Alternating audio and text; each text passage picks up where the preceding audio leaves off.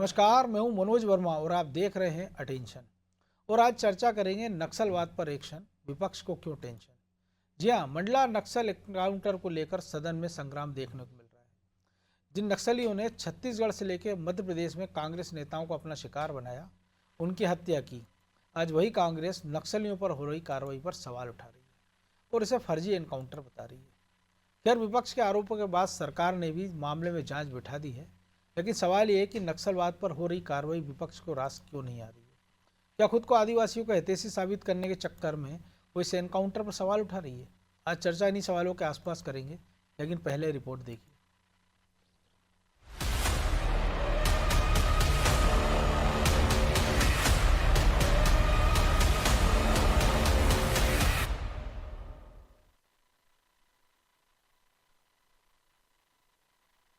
हमारी लड़ाई अंतिम चरण में पहुंची है और हम देश को 2026 मार्च तक पूर्णतया नक्सल समस्या से मुक्त कर पाएंगे। जब से केंद्रीय गृह मंत्री अमित शाह ने नक्सलियों के नामो निशान मिटाने की बात कही, तब से छत्तीसगढ़ में नक्सलियों पर ताबड़तोड़ कार्रवाई हो रही है। लिहाजा नक्सलियों पर दबाव बढ़ता जा रहा है और वो मध्य प्रदेश की ओर रुख कर रहे हैं। हालांकि प्रदेश में भी इनके खिलाफ कार्रवाई जारी है। हाल ही में मंडला में एक नक्सली का एनकाउंटर किया गया है, लेकिन अब इस पर सियासत शुरू हो गई। कांग्रेस इस एनकाउंटर को फर्जी बताने पर तुली है। विधानसभा में पिछले 2 दिनों से हंगामा बरप रहा है। आदिवासी के सहारे कांग्रेस अपनी राजनीतिक रोटियां सेक रही है। सरकार से हमने मांग करी उस निर्दोष आदिवासी के लिए 1 करोड़ की नौकरी की। पहले भी इस प्रकार के फर्जी एनकाउंटर हुए, इसमें नौकरी दी गई। बालाघाट के अंदर भी जाम सिंह करके एक उसकी हत्या हुई थी। हम सरकार से मांग कर रहे हैं कि बार बार ऐसे क्यों हो रहे, इस पर हाईकोर्ट के जज से, रिटायर्ड जज से जांच कराना चाहिए। इधर मामले में मोहन सरकार ने परिवार को 10 लाख रुपए की सहायता राशि देने के साथ मामले में मजिस्ट्रियल जांच बैठा दी है। साथ ही आश्वासन दिया कि अगर मारा गया शख्स नक्सली नहीं हुआ तो इस पर सरकार कार्रवाई करेगी। गृह मंत्री नरेंद्र शिवाजी पटेल ने कहा कि जवानों ने पहले आत्मसमर्पण के लिए कहा था। आत्मसमर्पण करने के बजाय पुलिस पार्टी पर फायरिंग की गई। इसके बाद ही जवाबी एक्शन लिया गया। कांग्रेस केवल हंगामा करना चाहती है। जिस घटना को लेकर कांग्रेस ने हंगामा करने का प्रयास किया है, उस घटना की मजिस्ट्रियल जांच के आदेश हो चुके हैं और सरकार पूरी संवेदनशीलता के साथ में उस घटना की जांच कर रही है। सदन के अंदर हमने कहा है कि सबसे पहले तो जांच हो, जांच के बाद सिद्ध होगा कि कोई नक्सली कनेक्शन था या नहीं था। यदि नक्सली कनेक्शन नहीं था तो निश्चित रूप से सरकार परिवार के सदस्य को सरकारी नौकरी भी देगी और जरूरत पड़ी तो 1 करोड़ रुपए भी देगी। अब सवाल ये है कि जिन नक्सलियों ने झिरम कांड में कांग्रेस की लीडरशिप खत्म कर दी, दिसंबर 1999 में कांग्रेस नेता लखीराम कांवरे को बालाघाट में गला काट कर मार दिया, आज उन नक्सलियों के समर्थन में कांग्रेस क्यों खड़ी नजर आ रही है और इस एनकाउंटर पर सवाल क्यों उठा रही है? क्या महज खुद को आदिवासियों का हितैषी साबित करने के लिए वो ऐसा कर रही है? क्या फिर वजह कुछ और ही है? मामले में सरकार ने तो जांच बैठा दी, लेकिन इस पर विपक्ष कब तक सियासत को गरमाए रखेगा, देखना दिलचस्प होगा। ब्यूरो रिपोर्ट, अनादि टीवी।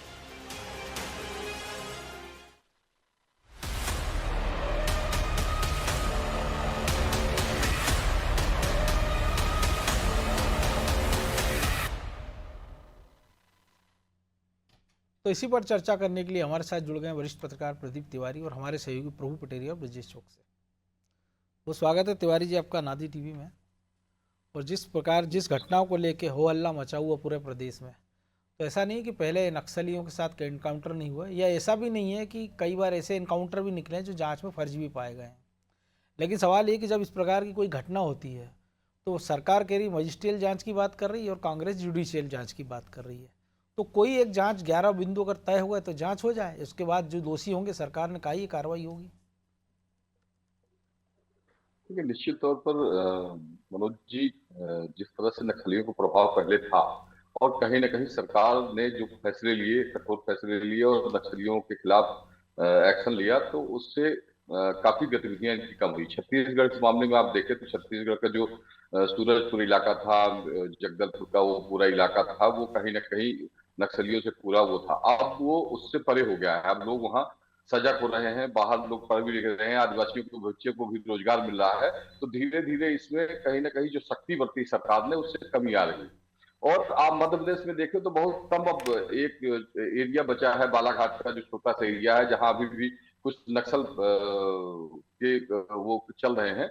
लेकिन मुझे लगता है कि सरकारें जिस तरह से प्रयास कर रही हैं, सड़कें बना रही हैं, डेवलप कर रही हैं, क्षेत्र में रोजगार पैदा कर रही हैं, तो उससे नक्सलियों को, जो नक्सली बन रहे थे किसी विद्रोह से जाकर के, किसी वजह से जाकर के, नक्सलियों के बीच में जाकर समायोजन हो रहे थे और इस तरह की घटना दे रहे थे, घटना का अंजाम दे रहे थे, तो उनमें भी कमी आई है। उनको भी सजगता लगी है कि अब हमको इस तरह की जीवन नहीं जीना है। और सरकार अब ये प्रयास भी कर रही है कि जो इस तरह के मूवमेंट में है, नक्सलियों के साथ जो नक्सलियों को सह दे रहे हैं, जो जगह दे रहे हैं, तो उनके खिलाफ भी हम कार्रवाई करेंगे। मुझे लगता है उसी कार्रवाई का एक अंदेशा है, क्योंकि ये जो घटना हुई है, इस घटना में अब ये जांच के बाद ये पता चलेगा कि परिस्थितियां क्या थी, वो नक्सलियों से संबंध थे कि उनको संरक्षण दे रहे थे, क्या मामला था, ये तो जांच के बाद विषय आएगा। लेकिन सरकार जो कह रही है, सरकार ये कह रही है कि अगर वो नक्सली नहीं है तो उनको भरपूर पूरी व्यवस्था दी जाएगी, रोजगार दिया जाएगा, नौकरी दी जाएगी और उसके परिवार को सुरक्षा भी दी जाएगी। लेकिन विपक्ष का जो मामला है कि इसकी जुडिशियल जांच की जाए। देखिए, मजिस्ट्रेटियल जांच हो या जुडिशियल जांच हो, किसी भी बिंदु पे अगर जांच की जाएगी, जो तथ्य होंगे वो सामने आएंगे। इसलिए कि कोई भी, चाहे मजिस्ट्रेटियल जांच हो या जुडिशियल, दोनों में बहुत ज्यादा फर्क आपको नहीं आएगा। अब सरकार तो कह रही है कि हम जांच कराएंगे, और अगर दोषी उसमें पाया गया, कोई अधिकारी की गलत तरीके से मुठभेड़ की गई है और गलत तरीके आदिवासी को मुठभेड़ में मारा गया है, कोई सही व्यक्ति को मार दिया गया है, तो मुझे लगता है कि सरकार इसमें गंभीर है और सरकार ये कहेगी कि उसकी जांच हो और सही तथ्य सामने आए। जी प्रभु जी, आप कैसे देखते हैं, क्योंकि ये घटना विंध्य की है जिसमें आरोप नक्सल उन पर है, आदिवासियों पर, कि उन्होंने एक एसआई और एक युवक की हत्या की, और यह मामला पुलिस पर है कि एक आदिवासी की हत्या की। एक पे विपक्ष हंगामेदार है, एक पर चुप्पी साधे हुए। देखिए मनोज जी, जो मऊगंज की घटना है उसमें कहीं ना कहीं पुलिस की लापरवाही उसमें बहुत ज़्यादा दिखाई देती है। वो कोल परिवार पहले से शिकायत कर रहा था, 4-5 महीने पुराना मामला बताया जाता है, जिस पूरे मामले को लेकर जैसे एक्सीडेंट के बाद जो कहानी जी। तो यदि पुलिस के पास यदि कोई शिकायत है तो पुलिस उसको संज्ञान लेके तत्काल उसका समाधान करने की कोशिश करती है, जो अपनी ड्यूटी है उसकी। तो शायद इस तरीके की परिस्थितियां मऊगंज वाली जो है वो निर्मित नहीं होती। तो वहाँ एक आक्रोश लोगों में जो भड़का, उसका एक कारण कुछ दूसरे थे। लेकिन यहाँ जो घटना हुई है मंडला वाली, तो ये तो सबसे पहले सवाल तो ये कि सरकार ने ये कहा कि कान्हा में कोई नक्सली नहीं है, फिर कान्हा में नक्सली कहाँ से आ गया। एक दौर वो भी था कि जब हम कह रहे थे कान्हा में नक्सलियों के कारण टाइगर कम हो रहे हैं, वो नक्सली वहाँ पर घुस गए हैं, पर्यटन प्रभावित हो सकता है, वो स्थितियाँ भी बिल्कुल सही थी, इसमें कोई दो राय नहीं है। लेकिन जब नक्सल उन्मूलन का पूरा अभियान चल रहा है तो इसमें निश्चित तौर पर जो है एनकाउंटर भी होंगे। बालाघाट में भी एनकाउंटर हुए, 4 नक्सली महिला, छत्तीसगढ़ में हम देख रहे हैं लगातार बड़े 4 नक्सली काउंटर यहाँ पे भी मारी गई थी महिला। तो इस तरीके की घटनाएं होती। लेकिन ये पूरे मामले में हम ये भी कह सकते हैं कि सरकार की संवेदनशीलता की तरफ भी इसको देख सकते हैं कि सरकार इतनी संवेदनशील है कि उसको सवाल उठे उसको लेकर। तो मुख्यमंत्री ने जो है 10 लाख रुपए सहायता कोष से तत्काल उस परिवार के लिए राशि स्वीकृत कर दी। लेकिन जो पूरे घटनाक्रम की यदि आप जाँच भी करा रहे हैं, मजिस्ट्रियल जाँच आमतौर पर एनकाउंटर की होती है, लेकिन नक्सली एनकाउंटर में भी ये आपको करानी पड़ रही है, तो फिर कहीं ना कहीं इसमें सवाल संदेह यदि है, क्योंकि कई बार ये आमतौर पर होता है कि कस्टोडियल डेथ हो, उस मामले में इस प्रकार की जांचें होती है। तो ये यहाँ यह सरकार खुद ही जांच करा रही है और अगर मगर का सवाल यहाँ पे उठ रहा है, तो इस पूरी घटना को शुरुआत से देखा जाना चाहिए था। कहीं ना कहीं इसमें लापरवाही है, कुछ गड़बड़ियाँ हैं, तो निश्चित तौर पर उनके दोषियों के खिलाफ कार्रवाई होगी, जैसा मंत्री जी अभी कहते हुए भी सुनाई दे रहे थे। लेकिन ये एक सवाल तो निश्चित तौर पर उठता है मनोज जी, इसको लेकर संदेह इसलिए हो रहा है कांग्रेस को या दूसरे लोगों को, वहाँ पर जो गोंडवाना गणतंत्र पार्टी के लोग या दूसरे लोग, क्योंकि अभी तक आप जो भी नक्सलों के एनकाउंटर करते थे आप, तो ये बताते थे कि भाई फलाने रैंक का नक्सली है, उसके पास जो है ये हथियार मिला है, उसने ये दलम से जुड़ा, दलम जो इस्तेमाल होता है। और यहाँ पर 120 राउंड आप कह रहे हैं नक्सलियों के द्वारा फायरिंग की गई है, पुलिस ने 90 राउंड फायरिंग की। केवल एक व्यक्ति मरा, वो उसके पास कोई हथियार भी नहीं मिला। तो इसको लेकर सवाल हो रहे हैं। इसमें कोई दो राय नहीं है कि हो सकता है उसका नक्सलियों से संबंध हो सकता है, नस्लियों से संबंध ना हो, ये जांच का विषय है। जांच जब क्योंकि अब पुलिस ने उसको ट्विस्ट किया, वो कह रहे हैं कि वो राशन लेकर जा रहा था। जी, तो ये पुलिस की गलती इसमें कहीं ना कहीं दिखाई दे रही। हो सकता है उनका सूचना तंत्र सही सूचना नहीं दे पाया उनके पास, पुलिस के पास, क्योंकि पुलिस तो आमतौर पर ऐसे मामलों में मुखबिरों पर निर्भर होती है। वो नक्सली लिंक हो सकता है उनका, कहीं ना कहीं से नक्सलियों से उसका जुड़ाव हो सकता है, इसमें कोई दो राय नहीं है।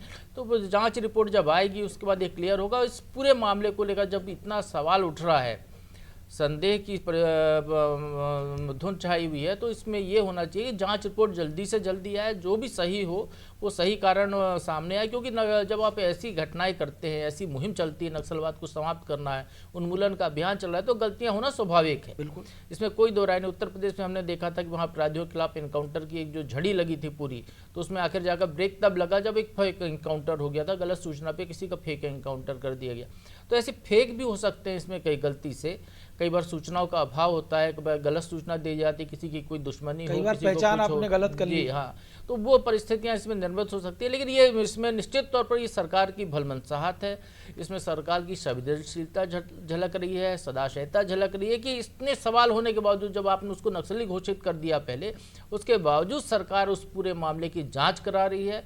उस पीड़ित परिवार को आप जो है पहली तौर पर तो 10 लाख रुपए की मदद कर रहे हैं, उसके बाद आप ये भी भरोसा दिला रहे हैं कि यदि एनकाउंटर गलत पाया जाता है, फर्जी पाया जाता है, तो आप 1 करोड़ रुपए की उसको आर्थिक सहायता देंगे, उसके परिवार को नौकरी देंगे। तो ये बहुत बड़ी बात है। आमतौर पर सरकारें ऐसा कदम नहीं उठाती हैं। उनने जो पुलिस ने जो कह दिया कि ये नक्सली था, तो फिर उसको नक्सली ही साबित करने में लगे रहते हैं पूरा सिस्टम। उसके जगह पर यहाँ पर सरकार का जो एक जो है ये कह मानवतावादी दृष्टिकोण यहाँ पर दिखाई दे रहा है। ब्रजेश जी, आप भी कैसे देखते हैं? क्योंकि जो राज्य मंत्री नरेंद्र शिवाजी पटेल, उनका बयान बड़ा दिलचस्प है। वो कह रहे हैं कि भैया जांच हो रही है, वो जांच में सिद्ध हो जाएगा कि अगर नक्सली है तो ठीक है, और नहीं है तो फिर दोषियों पर कार्रवाई कर लेंगे। तो या तो पुलिस ने उनको सही से ब्रीफ नहीं किया कि अगर जांच में ही सिद्ध होगा नक्सली है, तो फिर पुलिस को ऐसा दावा नहीं करना था कि वो नक्सली मारा गया। देखिए मनोज जी, जिस तरह से प्रभु जी कह रहे हैं, कई बार आपसे चूक हो जाती है, कई बार आप अति उत्साह में गलती कर जाते हो, सावधानियां नहीं बरतते हो। तो यहाँ दोनों ही परिस्थितियां हैं। या तो आपको गलत सूचना मिली है, क्योंकि 2 लोगों को आपने गिरफ्तार किया, उनके बारे में भी ये कहा जा रहा है कि वो राशन पहुंचाते थे। इसके बारे में उसकी पत्नी खुद सामने आई, बाद में राजनीतिक दल सामने आए, पत्नी और भतीजा आए, जबकि शिनाख्त की गई तो पत्नी ने आरोप लगाया कि वो तो घर से एक कुल्हाड़ी लेकर गए थे लकड़ी काटने के लिए, तो उनके पास तो कोई हथियार थे नहीं। तो गोली मारी गई है, इस तरह से राउंड चले हैं दोनों तरफ से, तो पुलिस वाले भी घायल होना चाहिए थे। हम देखते हैं कि इस तरह सवाल उठते भी हैं, एनकाउंटर कई बार इस तरह के होते हैं कि उन पर सवाल खड़े होना भी चाहिए।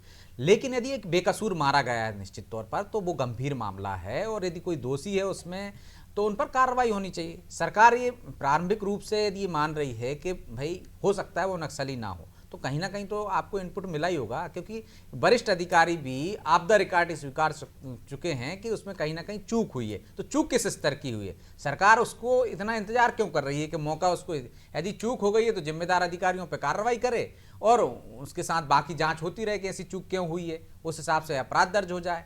एक व्यक्ति मारा गया है, एक घर का मुखिया मारा गया है मनोज जी, तो ये गंभीर बात तो है। तो उन पुलिस वालों के लिए भी सबक है। देखिए, आप पहले मध्य प्रदेश में कहाँ नक्सली हैं? हम देखते हैं कि बालाघाट में होता है एनकाउंटर, जब पड़ोसी राज्य छत्तीसगढ़ में यदि कोई बड़ी कार्रवाई या महाराष्ट्र के जो या महाराष्ट्र में कोई बड़ी कार्रवाई होती है, तब हम देखते हैं कि वो दबाव पड़ता है, तो यहाँ छिपने के लिए आते हैं। कोई वारदात लंबे समय से नहीं हुई मध्य प्रदेश में, और कई बार इसी वजह से केंद्र ने उन जिलों को भी कम कर दिया, जो राशि मिलती थी वो भी कम करने की कोशिश। इस तरह से हम देखते हैं कई बार राशि के लिए भी, आप कहते हो कि नक्सलाइट प्रभावित क्षेत्र है हमारे यहाँ, तो आप मंडला को नक्सल प्रभावित क्षेत्र मान रहे हैं, कान्हा में आप कह रहे हैं कि नक्सली हैं, राशन डिंडोरी को मान रहे हैं। तो कुछ जिले तो ऐसे हैं मनोज जी जो कागजों में नक्सल प्रभावित है, असल में वो नक्सल प्रभावित है ही नहीं। आप देखिए, जब सीएम बैठक लेते हैं, वो कहते हैं कि आप जाइए, नक्सल प्रभावित के अधिकारी यहाँ भोपाल में बैठे रहते हैं, हर महीने बैठक नहीं होती है। तो वो गंभीरता देखिए आप, जब सरकार गंभीर है, केंद्रीय गृह मंत्री कह चुके हैं कि नक्सल समस्या को हम खत्म करना चाहते हैं 2026 एक साल के वक्त में, तो आप देखिए कि उसके बाद घटनाएं तेजी से घटी हैं। तो क्या इसके पीछे उन पुलिस अधिकारियों का अति उत्साह है सरकार की नजर में आने के लिए? तो ये भी देखने की बात है। गंभीर मामला है निश्चित तौर पर, और इस पर यदि कोई दोषी है तो उस पर कार्रवाई तो होनी चाहिए, क्योंकि एक गरीब आदिवासी, वो आदिवासी हो, आम हो, लेकिन उसका कोई कसूर नहीं है। यदि वो जंगल में गया है तो आप उसको नक्सली, यदि चूक हुई है आपसे, यदि आपके मुखबिर तंत्र की वजह से चूक हुई है तो निश्चित तौर पर आपसे एक सहानुभूति हो सकती है, लेकिन यदि आप अति उत्साह में मुठभेड़ करते हैं और सिर्फ एक बेकसूर मारा जाता है तो आप ये सोचिए गंभीर बात है। और आपने इसके बाद हम देख, जो प्रभु जी ने भी कहा कि जब नक्सली मारा जाता है तो आप कहते हैं कि इतने लाख का इनाम था इस बार, इतने वांटेड थे, इतने अपराध थे। अभी तक तीनों के मामले में ये नहीं हुआ, तो जो स्थिति स्पष्ट है वो कर सकती है सरकार, तो इस मामले का यहीं पर आक्षेप हो जाएगा। राजनीतिक तूल देने से बजाय मुझे लगता है कि कई बार गलतियां स्वीकार कर ली जाएं तो ज़्यादा बेहतर रहती है, और वहाँ ये सरकार करती दिख रही है। एक तरह से उन्होंने मान ली कि हो सकता है चूक हो, क्योंकि आपने अभी आर्थिक मदद दी है, क्योंकि परिवार सामने आ गया। यदि वो नक्सली होता तो ये परिस्थितियां नहीं होती। अभी तक ऐसा कोई भी नहीं आया क्षेत्र में, मध्य प्रदेश में खासकर लंबे अरसे बाद, कि यहाँ के स्थानीय लोग या तो नक्सलियों से मिले हों या नक्सल बात पे एक तरह से उनका समर्थन कर रहे हों या घटनाओं को अंजाम दे रहे हों। मध्य प्रदेश में अभी आज की हालात में पुलिस रिकॉर्ड में भी ऐसा कोई व्यक्ति नहीं है। जो भी आपने इनकाउंटर किए हैं इससे पहले वो बाहर से आए हुए नक्सलियों के किए, जो फरारी थे, यहाँ पे संरक्षण के लिए आए और आपको मुखबिर तंत्र से पता चला या पड़ोसी राज्य से आपको पता चला, तब आपने इनकाउंटर किया है। तो मुझे लगता है कि यहाँ पर सरकार ने जो संवेदनशीलता दिखाई है, पुलिस महकमे की कहीं ना कहीं चूक हुई है, तो वो जिम्मेदार जो अधिकारी हैं उन पर एक्शन होना चाहिए, ताकि एक तरह से पीड़ित परिवार को न्याय मिल सके। बिल्कुल। तो तिवारी जी, न्याय तो मिलना चाहिए, लेकिन उसके लिए इंतजार भी तो करना चाहिए। अगर जैसा हमने शुरुआत में किया, जांच रिपोर्ट आ रही है, मुख्यमंत्री ने संवेदनशीलता दिखाई है, तो थोड़ी सी चिंता विपक्ष को भी करना चाहिए इस नाते, क्योंकि आप सब जवानी जमा खर्च भोपाल में बैठे कर रहे हैं, अभी तक कोई वहाँ पीड़ित से मिलने नहीं गया है। देखिए मनोज जी, जब भी छत्तीसगढ़ में जब दबाव बनता है, जैसे आप देखें तो सरगुजा और सूरजपुर ये काफी नक्सलाइट क्षेत्र है। एक समय आप देखें तो 98-99 में यहाँ लोग चलना मुश्किल होता था, शादियां बारात तक नहीं करते थे, लोग दूर दूर जाकर करते थे। जब उधर छत्तीसगढ़ में दबाव बनता है तो निश्चित तौर पर आप ये बालाघाट का जो क्षेत्र है, जो जंगल है, यहाँ ये शरणार्थी बन जाते हैं नक्सली। और 99 में हमने देखा ना, लिखीराम काबरे परिवहन मंत्री थे, तत्कालीन उनकी गला काट कर हत्या की गई थी घर में ही। बिल्कुल। तो जिस तरह से अभी केंद्रीय मंत्री अमित शाह जी जब छत्तीसगढ़ दौरा किए थे, उसके बाद जिस तरीके से लोगों के बीच में जाकर उन्होंने बयान दिया कि नहीं, सरकार इस पर बड़े सजग है और नक्सलाइट जो है अपना वो नहीं कर पाएंगे और इनके ऊपर सख्त कार्रवाई की जाएगी, उसके बाद थोड़ा मूवमेंट वहां तेजी से बढ़ा है। और जो नक्सली डीजी थे, नक्सल के डीजी हैं वहां, वो काफी मूवमेंट तेज किए हैं। उसी वजह से मुझे लगता है कि अभी जो इस क्षेत्र में है, बालाघाट का जो क्षेत्र है, उस क्षेत्र में कहीं ना कहीं शरणार्थी ये इनपुट मिला होगा निश्चित तौर पर पुलिस को, और इसके चलते इनकाउंटर ये सही है कि गलत है, ये तो जांच का ही विषय है। विपक्ष ये कह रही है कि जांच होना चाहिए और दोषी अगर है पुलिस के खिलाफ तो उसके खिलाफ कार्रवाई हो। सरकार भी ये मान रही है कि अगर नक्सली नहीं है और ये नहीं पाया जाता जांच में कि वो नक्सली नहीं है और वो आम आदमी, किसी के आम व्यक्ति की घटना, मतलब गोली मार के हत्या की गई है, इनकाउंटर किया गया है, तो ये गलत है। इस पे जांच होगी, जांच के बाद जो तथ्य आएंगे उसमें कार्रवाई की जाएगी। तो उसके पहले सरकार ने दे ही दिया है, सरकार ने पहले ही कहा है कि जो भी सुविधाएं सरकार की तरफ से वो देंगे। तो ये तो मुआवजा, नौकरी, सब बातें हुई गई है जी। अब इसमें विपक्ष को, मुझे नहीं लगता कि विपक्ष, जब जांच रिपोर्ट आ जाए, जांच में अगर कोई गड़बड़ पाया जाता है तब तो विपक्ष को सवाल उठाने की आवश्यकता है। फिर सब सरकार, विपक्ष जो है धरना प्रदर्शन भी करे, सरकार के खिलाफ खड़ी भी हो, तो मुझे लगता है तब ये विषय है। और जो बिंद का विषय है मऊगंज का, ये दूसरे तरीके का। ये देखिए, जब चुनाव का मामला था, मैंने इसके बारे में डिटेल में थोड़ी जानकारी मंगवाई थी वहां से, तो ये चुनावी एक समीकरण था। उस 2-3 गांव है वहां, ये जब चुनाव का समीकरण था, चुनावी रंजिश के चलते आपसी लोगों को जो विवाद होता है गांव क्षेत्र में, वो विवाद के चलते रंजिश पैदा हुई थी और वो फिर दूसरे तरीके से मामला बन गया। प्रभु जी ने कहा कि अगर समय रहते उस पर कार्रवाई हो जाती। लेकिन प्रभु जी, एक जो नया ट्रेंड पिछले कुछ दिनों से हमने देखा, इंदौर में पुलिसकर्मी जब बचाने जाते एक परिवार को, वकीलों की भीड़ इकट्ठी होती है, 5 पुलिसकर्मी सस्पेंड हो जाते हैं। तो जो भीड़ से न्याय दिलाने की बात है, एक भीड़ इकट्ठा होती है, एक युवक की मौत हो जाती है, एक एसआई की मौत हो जाती है मऊगंज में, और अब विपक्ष की जो भीड़ है वो इकट्ठा हुई है पुलिस पर एक्शन के लिए बालाघाट में। तो ये एजेंसियों को अपना काम करने देना चाहिए ना, और ये जो भीड़ तंत्र से न्याय दिलाने का प्रयास हो रहा है, मुझे लगता है इस पर भी कुछ एक्शन होना चाहिए। मनोज जी, कुछ साल पुरानी घटना है नागपुर की, आपको याद होगा, कोई एक बड़ा उत्पाती युवक था जो महिलाओं के प्रति बहुत गंदे तरह के अपराध करता था, छेड़छाड़, रेप केसेस थे। बिल्कुल। तो वो जो है वो बार बार जाता था और बार बार छूट के आ जाता था। पुलिस का उसको संरक्षण रहा हो या जो भी रहा हो, तो उसको भीड़ ने उसको न्याय दिया था, भीड़ ने उसकी जान ले ली थी। उसके बाद वो घटनाएं होने बंद हो गई थी वैसी। तो भीड़ तब खड़ी होती है जब उसको न्याय नहीं मिलता। त्वरित न्याय का जो सिद्धांत है, देशभक्ति जनसेवा की बात करते हैं आप, यदि जन सेवा आपके पास कोई शिकायत आई है तो उसकी जांच करके तत्काल उसको समाधान कर दें या समझाइश दे दें। पुलिस ये काम भी तो करती है ना। आप परिवार परामर्श केंद्र चलाते हैं, महिलाओं के, लोगों के घर के झगड़े, पति पत्नी के झगड़े सुलझाते हैं, तो मोहल्ले के विवाद क्यों नहीं सुलझा सकते? तो यहाँ पर ये गलती है पुलिस की। पुलिस को अपना काम जो है वो यदि गंभीरता से करे, सही समय पर उसका करे, तो मुझे लगता है ऐसी घटनाएं नहीं होगी। क्योंकि ज़्यादातर मामले जो है कहीं ना कहीं उसमें आपको यही दिखेगा कि पुलिस ने उसमें लेतलाली की और जनता का फिर आक्रोश आया या ओवर रिएक्ट कर दिया, ओवर रिएक्ट कर गए। ये एक पक्ष के पक्ष में आप खड़े हो गए, दूसरे पक्ष को आपने सुना ही नहीं। तो इस तरीके की घटनाएं होती हैं। तो ये इस पूरे तंत्र में आप याद कीजिए कि पहले जब आप थाने में फ़ोन लगाइए तो पुलिस वाला बड़ा बदतमीजी से बात करता था फ़ोन पे। आज आप फोन लगाइए तो वो श्रीमान नमस्कार करके बात करता है, पदनाम बताएगा, नाम बताएगा। तो ये जो है एक सुधार हुआ है उसमें, उनके व्यवहार में। तो इस तरीके के और भी बहुत सारे सुधारों की जरूरत है, उनकी कार्य प्रणाली में सुधार की जरूरत है। आप आईपीसी की जगह भारतीय दंड संहिता ले आइए, न्याय संहिता ले आइए, कुछ सीआरपीसी का कानून बदल दीजिए, लेकिन उनका व्यवहार संहिता एक लाने की जरूरत है कि उनका व्यवहार कैसा होना चाहिए। हम विदेशों से यदि तुलना करते हैं तो विदेशों में जिस तरीके से त्वरित होता है, वो स्थिति हमको जो सिविल सोसाइटी है उस पर भी तो लागू होना चाहिए सारी चीजें। नहीं देखिए मनोज जी, यदि हम कहाँ जा रहे हैं न्याय मांगने, आप मंदिर क्यों जाते हैं? न्याय मांगने जाते हैं ना। यदि मंदिर में न्याय नहीं मिलता तो आप उस मंदिर में जाना छोड़ देते हैं। या जितने संत महात्मा बाबा पूज रहे हैं, क्यों पूज रहे हैं? वो इसलिए पूज रहे हैं ना कि वो कुछ ना कुछ समाधान उनको तुरंत बताते, कोई उपाय बताते हैं, इसलिए वो पूज रहे हैं। जैसे वो उनका असर होना बंद होता है तो बाबा के पास लोग जाना बंद कर देते हैं, नए बाबा को पकड़ लेते हैं। बिल्कुल वही तरीके का सिस्टम है। आप पुलिस एक प्रणाली ऐसी बनाई गई है जिसके हर मामले में लोगों से उसका वास्ता पड़ता है। यदि कहीं भी कोई अपराध हो जाए, कुछ भी घटना हो जाए, तो उनको यदि उसमें त्वरित कार्रवाई करते हैं, वो सामने वाले के प्रति संवेदना रखते हैं, थोड़ा सा यदि ध्यान देते हैं उस मामले, तो मुझे नहीं लगता फिर ऐसी घटनाएं होंगी। बिल्कुल, वो सबसे महत्वपूर्ण पहलू यही है। लेकिन वक्त इतना ही था। बहुत धन्यवाद तिवारी जी। तो किसी भी आदमी की जान वो ऐसी चीज़ है कि आप उसको लौटा नहीं सकते, आप उसके परिवार को कितना ही मुआवजा दे दो। लेकिन सबसे बड़ा सवाल यही है, अगर ये जानबूझकर की गई गलती है तो निश्चित तौर पर बड़ा गंभीर अपराध है। और ये निरंतर रूप से अगर ये गलती हुई है तो पुलिस की जांच में सब कुछ क्लियर हो जाएगा। लेकिन जब तक जांच की पूरी ना हो जाए तो उस ऐसा नहीं है कि आप आरोपी की हाथ से दूसरे पक्ष को झुलसा ही दें। आप इंतजार करिए, क्योंकि इस देश में न्याय जिंदा है और अदालतें अभी भी ईमानदारी से अपना काम कर रही है और सिस्टम भी। तो जब तक आप सिस्टम पर भरोसा नहीं रखेंगे तब तक आपको लोगों पर भरोसा नहीं होगा। अटेंशन में आज इतना ही। मुझे दीजिए इजाज़त और आप देखते रहिए अनादि टीवी। नमस्कार।